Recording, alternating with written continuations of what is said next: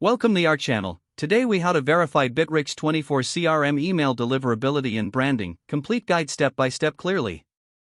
To verify Bitrix24 CRM email deliverability and branding, start by logging into your Bitrix24 account. Navigate to the CRM section from the main dashboard. In the CRM, locate the Settings option, usually found in the bottom left corner. Click on Settings to access various CRM configurations. Next, select Email Settings from the options provided. Within the Email Settings, look for the Outgoing Mail section. Here, check the status of your email server connection. If your email server is not connected, you'll need to set one up. To set up the email server, click on Add Email or Edit Email Settings. Follow the prompts to enter your email server details, and make sure to include appropriate SMTP details for your email provider. After entering the details, click on Save to apply the changes. Next, verify your email domain for branding. To do this, go to the Email Branding section in the Email Settings.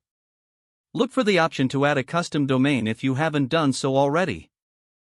Enter your custom email domain in the provided field. Check for any requirements, such as DNS verification. Follow the verification process as instructed, which may involve updating your DNS records. Once the domain is verified, check your email signatures settings. Create a professional email signature that represents your brand. Include your logo, contact information, and any relevant links. After designing your signature, save your changes. Once you have completed your branding, it's essential to test email deliverability. Send a test email to an external address, preferably from a different email provider. Monitor the deliverability of the test email. Check if it lands in the inbox or gets filtered into spam. If the email arrives successfully, your deliverability is on track. In the case of deliverability issues, revisit your email settings. Recheck your SMTP configuration and DNS records for any discrepancies.